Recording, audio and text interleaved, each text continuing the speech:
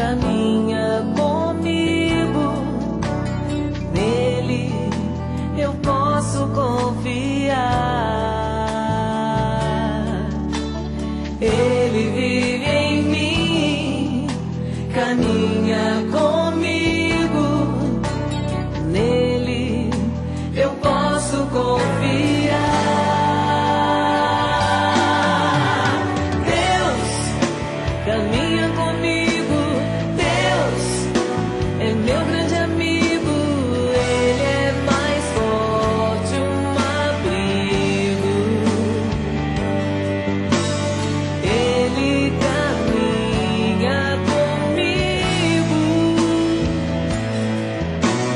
Ele é mais forte, um abrigo. Ele caminha comigo, nele eu posso confiar.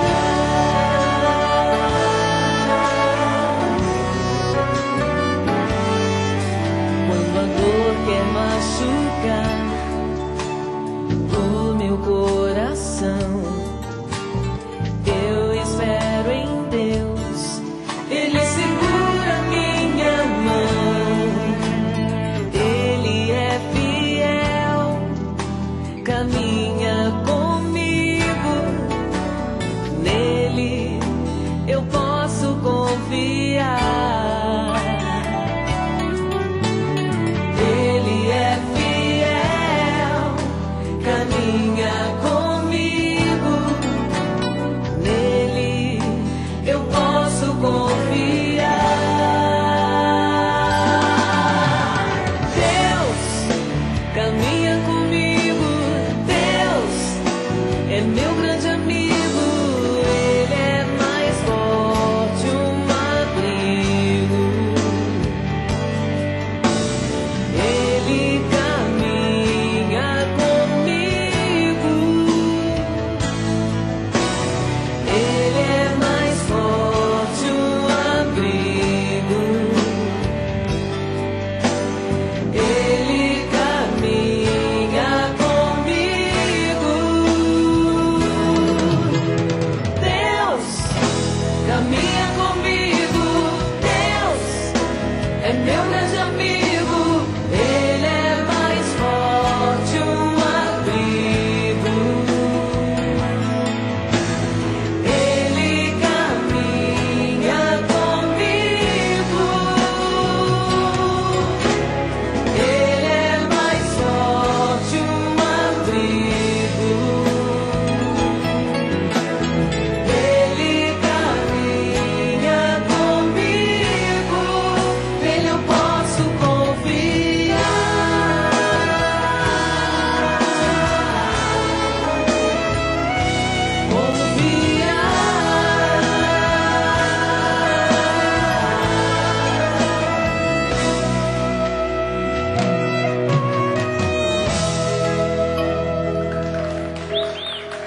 Se você não comprou o CD da Salete Ferreira, pode comprar agora.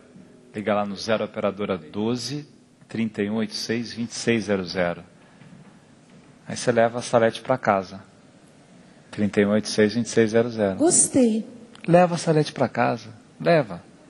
Ouvir essa voz mansa, doce. Ela às vezes não é tão doce assim comigo aqui não, mas muito legal. Lindo esse CD.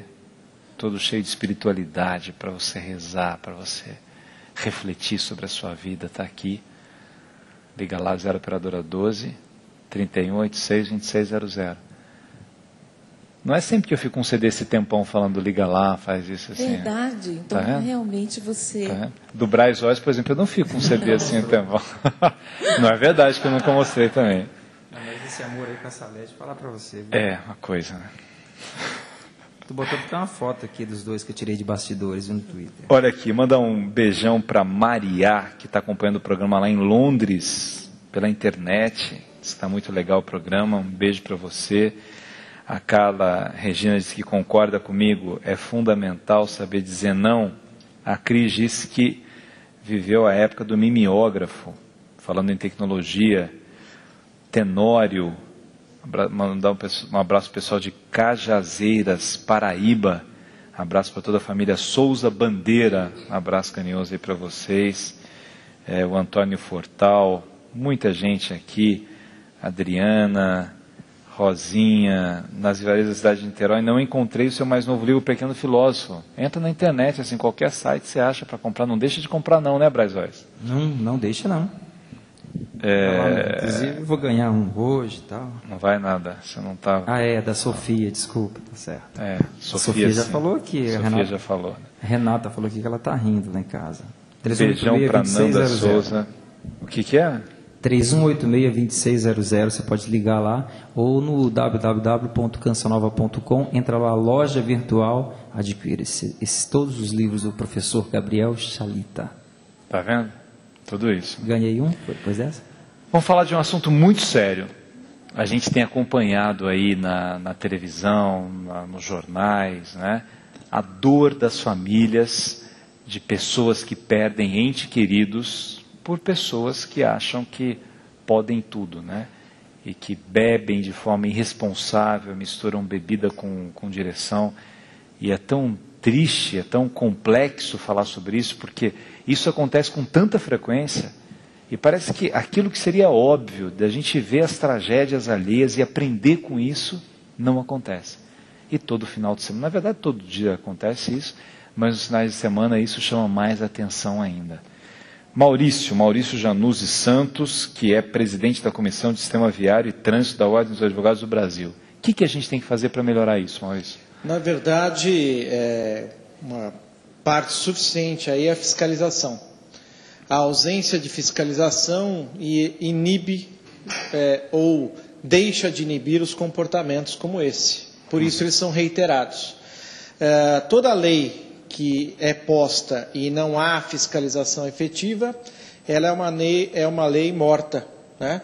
Porque não se aprende com exemplo, não se aprende na repressão, não se aprende dando, né, à população uma resposta sobre esse fato. Então, até fazendo um link com a geração Y, é a geração sem limite, né? É a geração que tudo pode, ela é onipresente, onipotente, o meu pai pode depois me livrar de alguma situação embaraçosa, etc, etc. E isso vai gerando, incentivando que esta violência no trânsito ganhe uma repercussão aí. A cada dia nós abrimos o jornal ou vemos a televisão e nos deparamos com mais uma vítima desses irresponsáveis. Agora, você falou da fiscalização, né? A impressão que passa, ou as pessoas, não sei se não tenho dados sobre isso, mas parece que no Rio de Janeiro a fiscalização da lei seca ela foi muito mais contundente do que em São Paulo, né? Você vê, sei lá, notícias o tempo todo de pessoas, né, jogadores, políticos, de gente que está ali, fez o teste ou não quis, mas tem alguma blitz lá parando essas pessoas. Pegou mais no Rio do que São Paulo ou isso é impressão de mídia? Não, é verdade. Nós temos aqui pelo Rio-São Paulo uma impressão certa a esse respeito. No Rio de Janeiro, por ser uma cidade litorânea, ser uma cidade de turismo, etc., em que o consumo de álcool ou faz parte do cotidiano das pessoas, a Polícia Militar do Rio de Janeiro investiu efetivamente na prevenção, que é dos traços marcantes da lei chamada Lei Seca.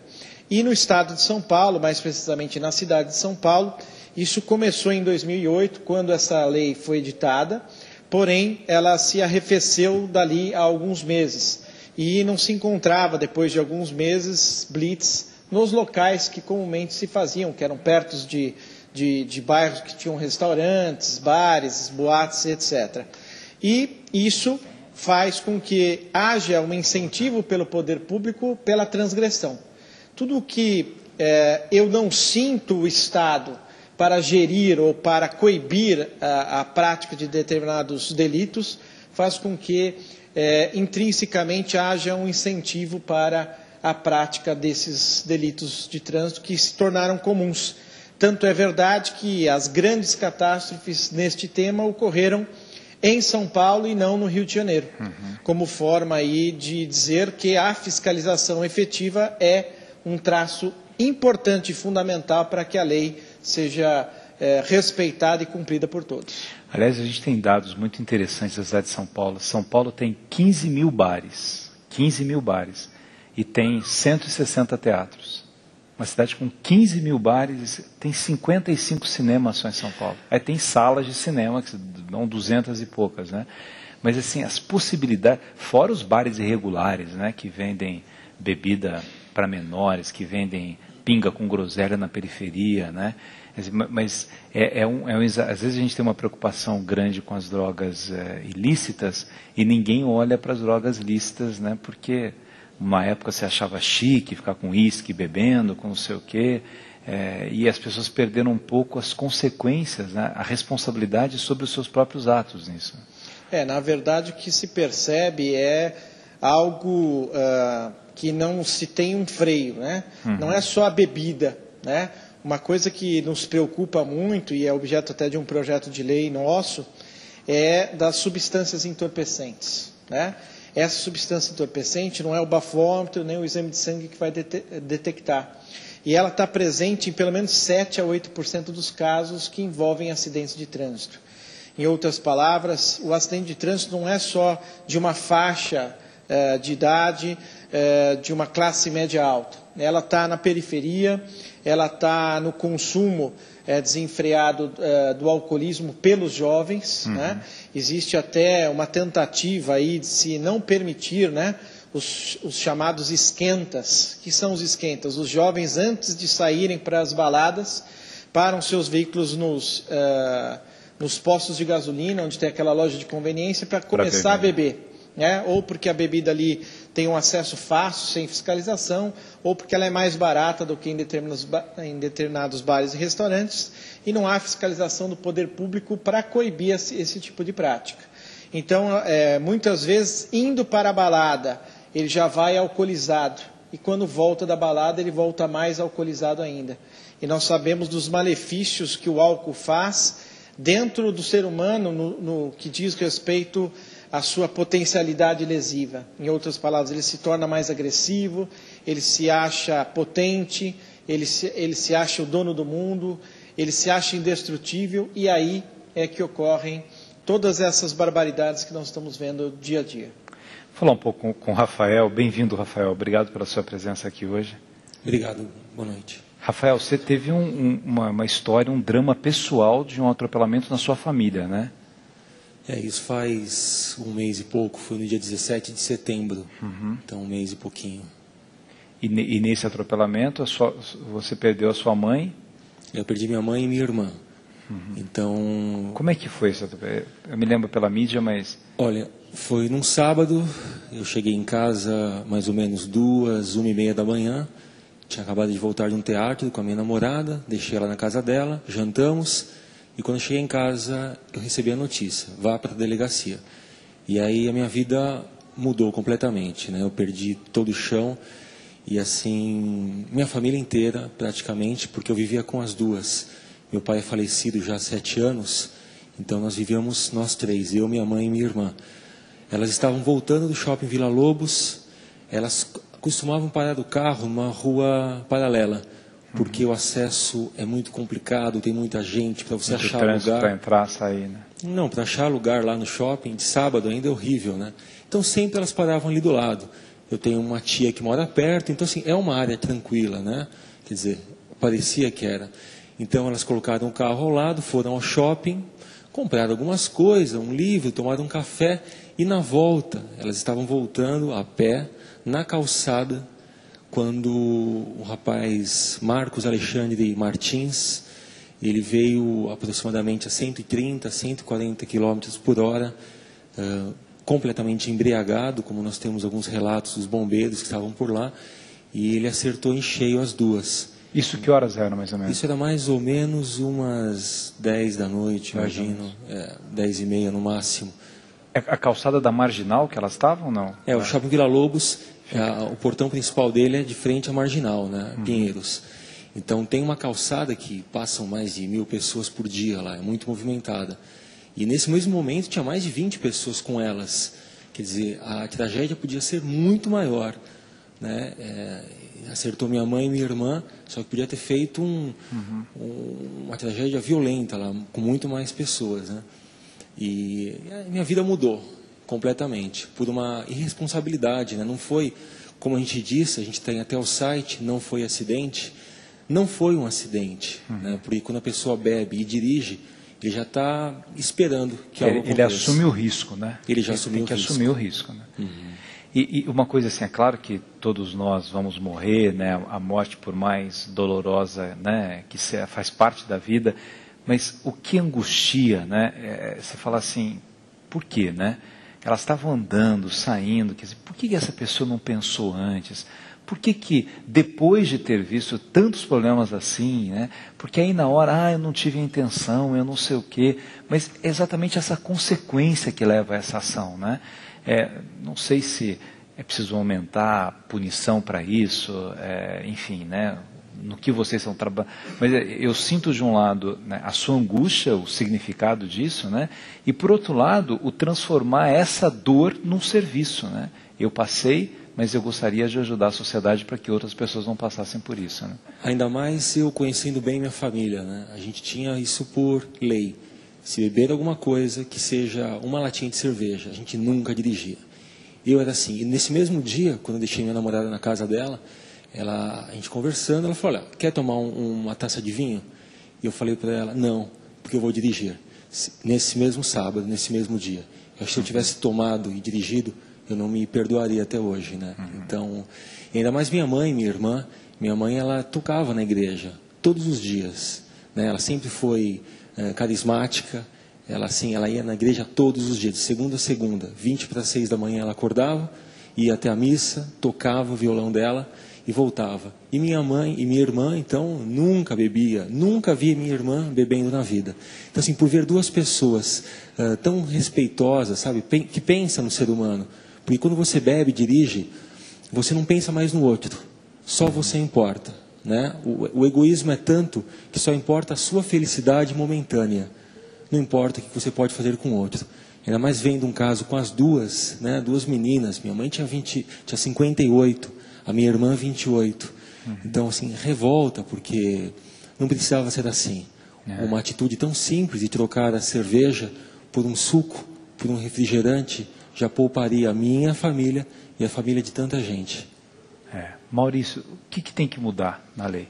Na realidade, nós, por uma dessas felicidades do acaso, acho que a gente tem que descobrir na vida que existe uma força maior que vai unindo as pessoas. Eu estava trabalhando num projeto de lei de trânsito, vinha conhecer o Rafael através de uma aluna minha da faculdade, e nós começamos a conversar juridicamente sobre o caso especificamente. Ele é engenheiro, né? É, engenheiro. Que ele foi vítima, né? Que ele perdeu a família. E nós dois canalizamos essa situação não só para o processo, que ele é importante, é fundamental, mas para poupar, né, futuras gerações acerca desse problema. Então, eu e o Rafael decidimos elaborar, eu na parte jurídica, um projeto de lei de iniciativa popular, em que nós pedimos uma alteração significativa da lei de trânsito. Em especial, o artigo 306, que fala da embriaguez ao volante, sem praticar nenhum fato, uma lesão corporal ou um homicídio, tirando aquilo que fala 0,6 decigramas. Por quê? Porque ao retirar isso, eu vou dar possibilidade de que apenas o exame clínico feito pelo médico legista permita a comprovação de que quem está embriagado não pode dirigir. Impedindo, portanto, essa brecha na lei que faz com que a pessoa não seja obrigada a fazer prova contra si, mesmo. Que vem do Pacto de São José da Costa Rica, vem da Constituição Federal, em que ela não se obriga a fazer o exame de sangue nem o bafômetro. Então, essa é uma alteração legislativa importante com relação à pena, que hoje é de 6 meses a 1 ano, essa pena iria de 1 a 3 anos, justamente para que ela possa ser processada, tenha uma pena alternativa e que ela tenha a suspensão do seu direito de dirigir pelo menos pelo prazo de 12 meses. Ao lado disso, um aumento significativo no homicídio culposo de trânsito. Por quê? Até conversando com o Rafael no escritório, disse que esta discussão dolo eventual, culpa consciente, é uma discussão doutrinária, é uma discussão jurídica que vai acabar se arrastando anos a fio no tribunal, e isso não vai levar nada a lugar nenhum. Vai se levar a mais uma injustiça e a que as pessoas se revoltem com relação a isso. Então, insistir nessa questão do dolo eventual, não sei, entendi que não era o melhor caminho, e sim insistir num aumento da pena, né, como uma agravante no caso de direção alcoolizada, no caso do homicídio culposo de trânsito, aumentando então essa pena mínima para 5, antes a pena era 2, pena máxima 4, então de 5 a 8 anos. Qual o objetivo? Fazer com que esta pessoa cumpra, né, pelo menos uma parte dessa pena em regime fechado. Para quê?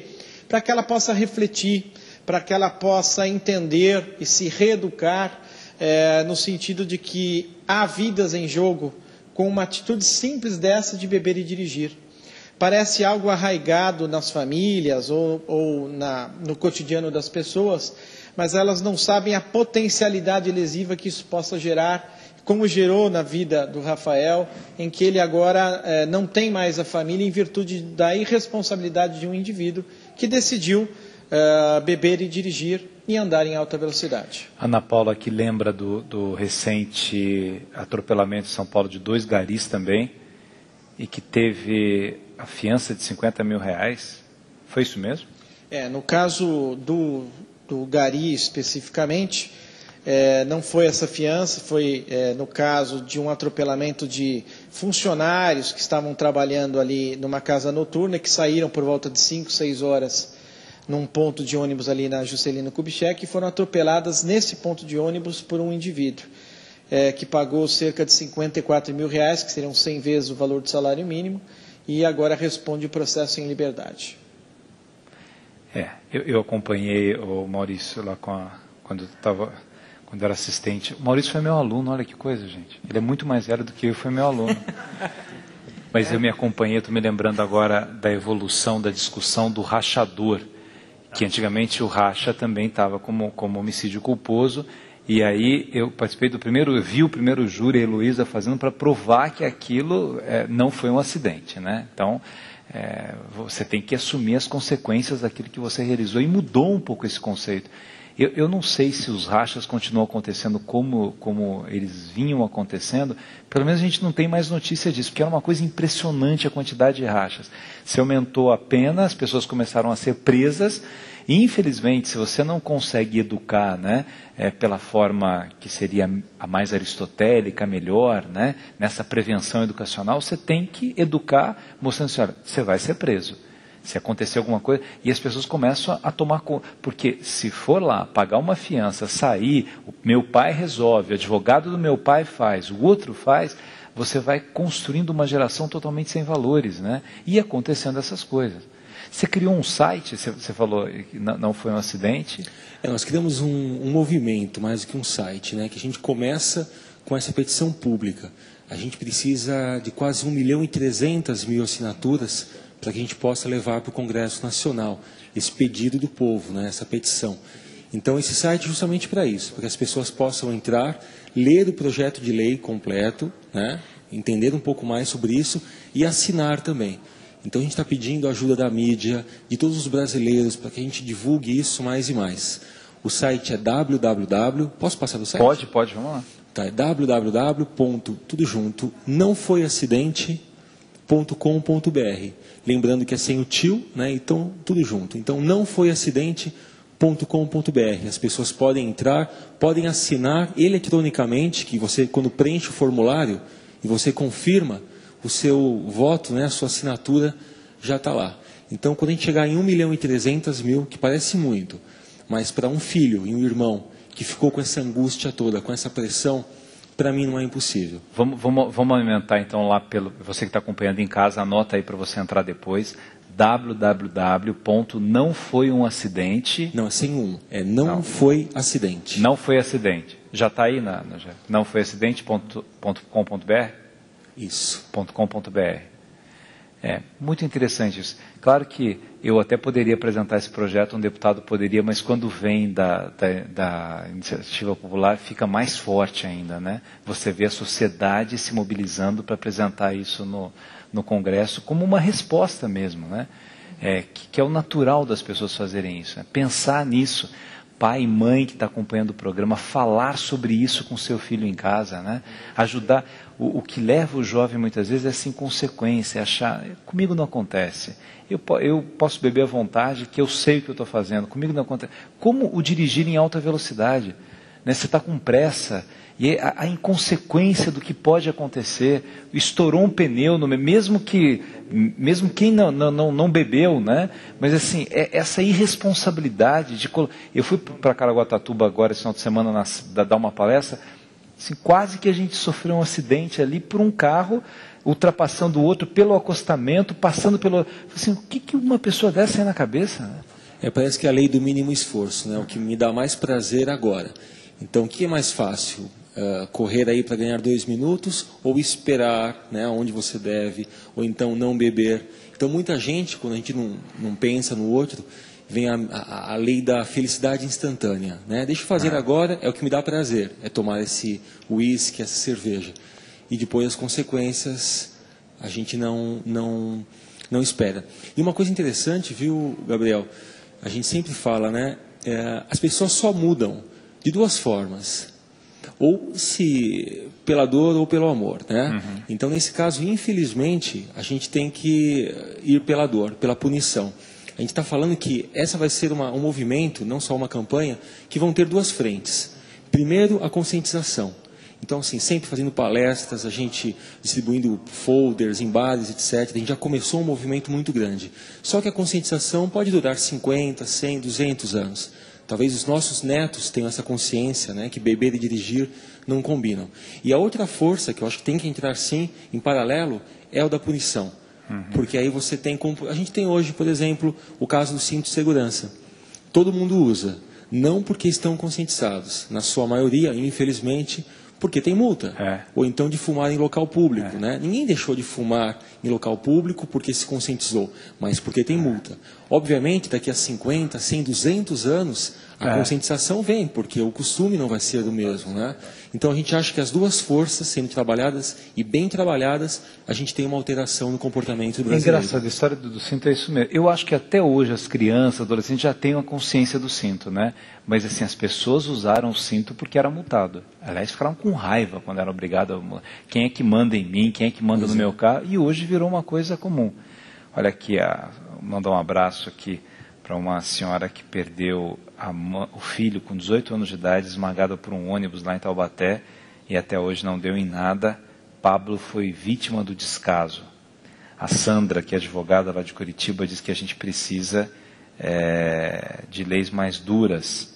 A Fernanda, na China, você viu o caso da menina de 2 anos que foi atropelada? Várias pessoas passaram por ela e não socorreram. Isso tem... As pessoas vão ficando invisíveis, né? Cada um se preocupa consigo mesmo e é incapaz de ajudar o outro. O pessoal dizendo que no Rio de Janeiro realmente a fiscalização é muito maior. Boa noite. Por favor, doutor, inclua nessa lei, nesse caso específico, a imunidade parlamentar. Lembre-se do caso do deputado de Curitiba. Mas não tem imunidade para isso. Tem imunidade, na realidade, não. Ele, inclusive... está sendo processado. Seria o fim do mundo, né? Aliás, houve até por parte dele uma renúncia ao mandato parlamentar, em virtude do acidente, ele está respondendo pelo homicídio doloso, no caso especificamente lá de Curitiba. Aliás, pelo contrário, o deputado teria que dar exemplo, né? Uma vez, eu fiquei até chateado com um apresentador aí de um programa de rádio, que ele disse que eu e o delegado Protógenes tínhamos furado fila no aeroporto, indo para Brasília, que nós demos carteirada e furamos fila. Né? Nunca nem andei com carteira de deputado, e nunca, nem peguei avião, não que eu não tenho nada contra o Protógenes, que é um excelente deputado, mas nem peguei avião com nada assim.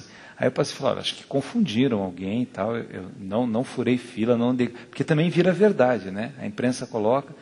Aí ele falou assim, então era o Protógenes com um outro. Aí eu avisei o Protógenes para ele ligar também, porque ao invés de falar que não aconteceu, como ele não estava errado, mas enfim, eu acho que as pessoas têm que dar exemplo, né? E política é a mesma coisa. Então não existe esse caminho aqui. Tinha umas perguntas aqui, quer ver, na legislação...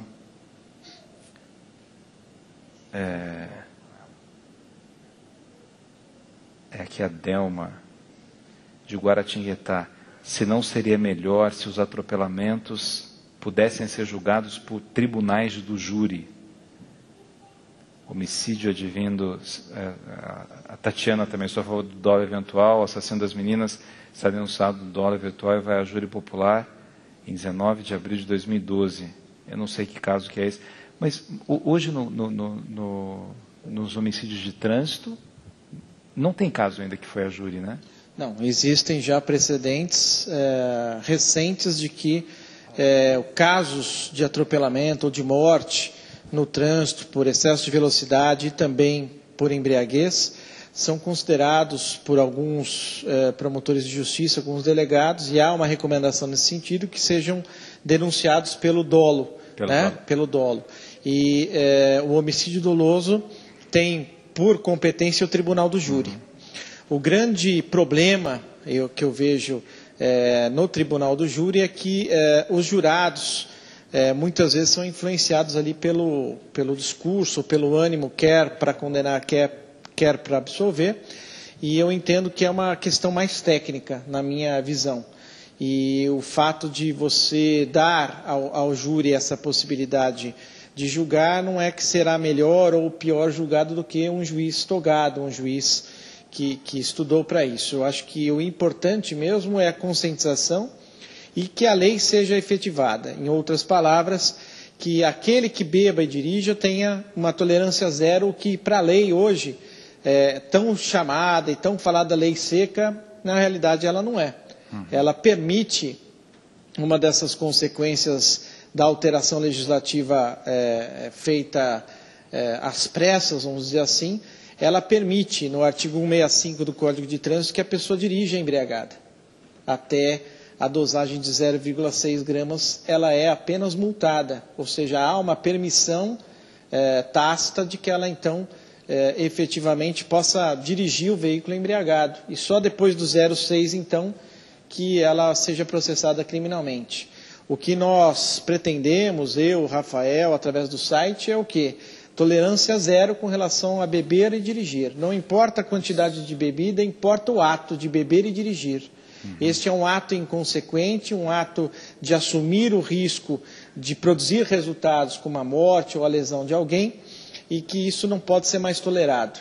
Aliás, no site, nós, em 2 semanas, né, Rafael, a gente tem uma quantidade de pessoas que já assinaram eletronicamente de quase 100 mil, né, pessoas, o que significa dizer que a população já deu um basta, né?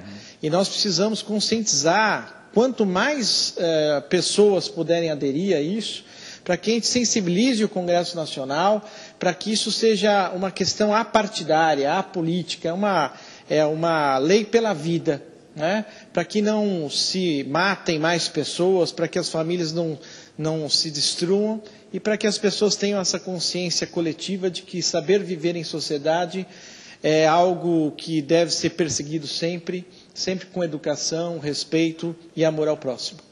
Obrigado, Maurício, pela sua presença aqui. Vamos repetir o site para as pessoas que estão em casa lá, entrar www.nãofoiacidente.com.br www.nãofoiacidente.com.br. Você entra lá, assina essa petição, simples, né? As instruções estão lá, e nos ajuda a evoluir nessa visão do cuidar das pessoas, cuidar da vida. Rafael. Acho que é importante lembrar que uma única latinha pode fazer uma grande diferença. As pessoas dizem, com uma latinha eu não estou embriagado. Mas naquele momento que você está a 90 km por hora e passa um motoqueiro, por exemplo, naquele momento que você precisa fazer uma conversão rápida ou você precisa usar o seu reflexo, naquele momento algo pode acontecer. Então imagine se o motoqueiro for seu filho. Quer dizer, algo muito grave pode acontecer por uma única latinha. Então a gente pede mesmo que tudo isso é para conscientização, não é para a gente sair castigando todo mundo. Não, a punição, o objetivo da punição é a conscientização, é educativo. Então entre no nãofoiacidente.com.br e não me ajude, porque a minha família já foi. Para as pessoas se ajudarem, né? Só para isso, para que o mundo seja, pelo menos o Brasil, seja um pouquinho diferente. Obrigado, Rafael. Obrigado, Gabriel. Sua mãe cantava na igreja, está com Deus agora, né? E você continua o legado dela aqui. Eu tenho certeza.